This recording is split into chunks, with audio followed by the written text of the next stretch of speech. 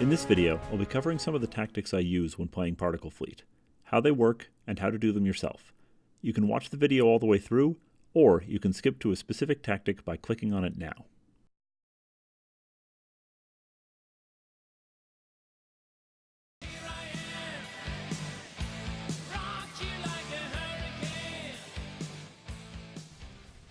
As described in the Getting Started video, your goal when fighting Particle is for damage per second to exceed particles per second.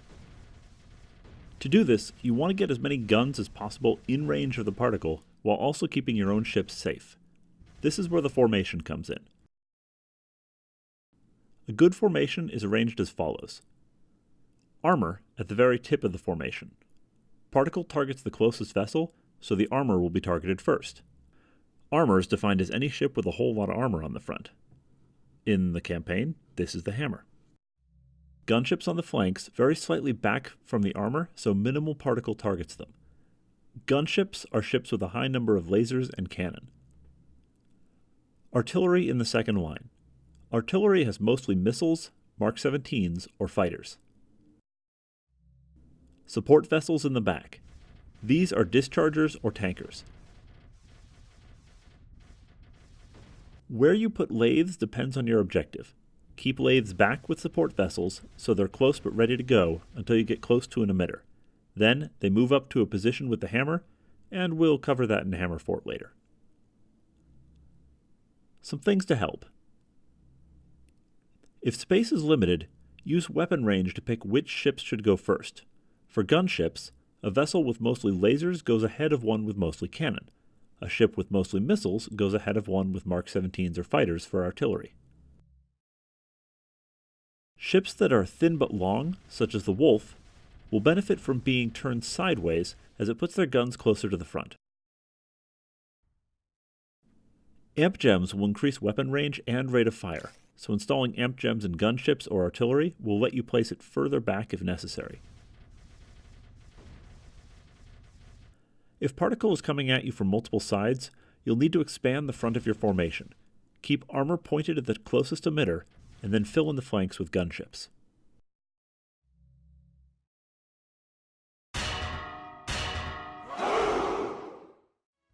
Destroying an emitter creates a conundrum. Lathes are the only way to destroy emitters, but emitters produce a lot of deadly particle, and lathes are poorly armed and armored. However, the hammer has a lot of armor. It also has these nice wings of armor out here that you can hide a lathe or two behind. This is the Hammer Fort. To use it, approach the emitter with your formation. Remember to move in small hops. Get the hammer as close as you can, facing straight at the emitter. Clear these areas behind the hammer and move one or two lathes into position. Keep an eye on the lathe range when doing so. You're not going to have a lot of wiggle room unless the lathes have amp gems. Keep the fort there until the emitter is destroyed. Some things to help. Installing an amp gem in the hammer will reduce the damage it takes, so it will last longer. Installing amp gems in the lathes will increase their range, making the fort easier to set up, especially in cramped terrain. Keeping gunships as close as possible on the flanks will help keep the hammer safe. If the hammer is destroyed, but you just need another second or two, you can drive the flanking gunships in front of the lathes to absorb particle for a few seconds.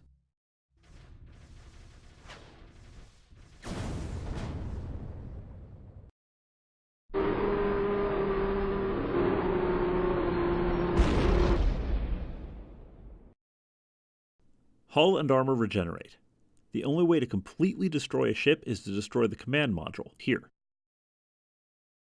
Therefore, you can increase your Warfleet's DPS by ramming a bundle of particle, then pulling back to regenerate, as long as you can fall the ship back safely. This works mostly with armor vessels such as the hammer. This is one of the only ways it can actively do damage.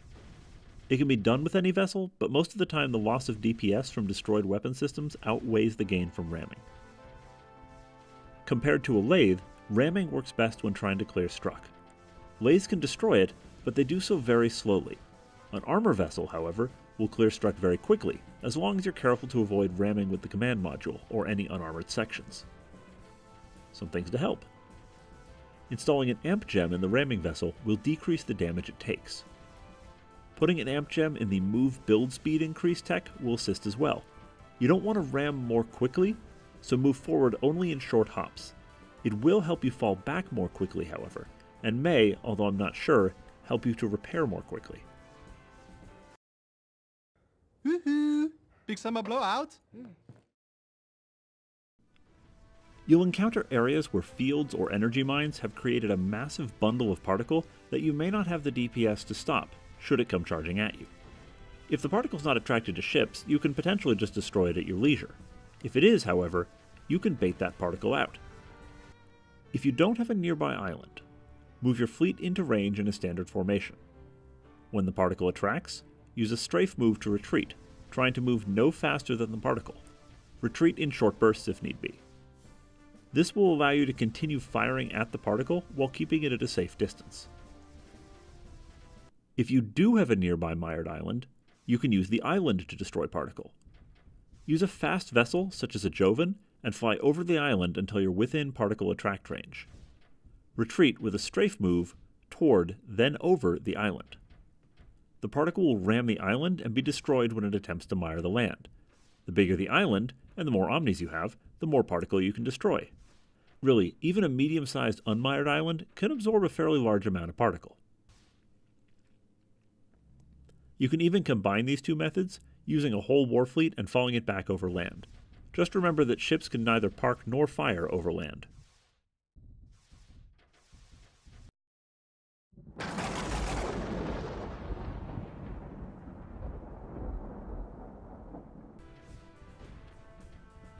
Controlling land is important. First of all, you commonly find energy mines or enemy structures on land. Secondly, land can act as a barricade against particles, can absorb it if mired, and can provide fire support from landed omnis. How do you take over mired land, though?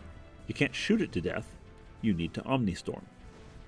Group up your omnis in an area of space you control that is near the island that is free from enemy struck. If available, position ship with cannon near the landing zone because they can fire on enemy mire. If available, bombard the landing zone with benign particle. Order all omnis to the landing zone at the same time. Once they land, watch their health. Omnis that land first, and those towards the front, will be damaged first. Lift off any that are near death. If necessary, lift off all omnis. Wait until their health regenerates, then try it again. If you don't seem to be making progress, you're going to need to rebalance the equation a little. Bring more omnis, more cannon, more particle, or figure out what else is reinforcing the enemy mire. Some things to help. The Omni Reactor's upgrade will allow you to operate outside of energy range, and also reduce or eliminate the energy draw of the Omni's mire factory. The Omni Cannon's upgrade will increase the DPS of the Omni versus mire. Cannon are the only weapon that can shoot mire. Parking a vessel with cannon nearby will assist. Particle mires land, so benign particle will help you omnistorm an island. The more the better. Hit the island where you're going to land your omnis. Particle mires land, so if there's a bunch of red particle jammed up against the island, it will fight back against your omni mire. You may have to take multiple attempts before you eliminate the particle buildup.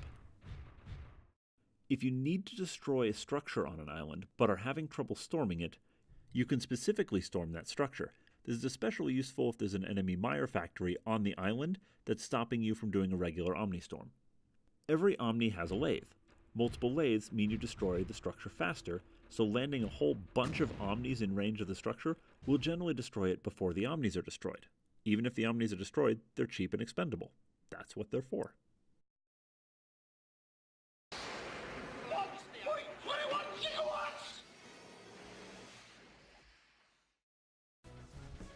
There will be times when you need to assault emitters, spawners, or islands outside of your energy range. This is where tankers come in, but sometimes you need even more range, and this is where the power leapfrog comes in. You can relay power from tanker to tanker, and you can use this to greatly extend your range. Move a tanker to the edge of your energy range on the side closest to your target. Set up your fleet to secure that zone. Once secure, move the next tanker to the edge of your first tanker's energy range. Set up your fleet to secure that zone. If you need to, use a third tanker, and a fourth, and more. Remember that to be within energy range, only the command module must be within the circle, but the port is where the energy is transferred from. You can use this to finagle just a little extra range.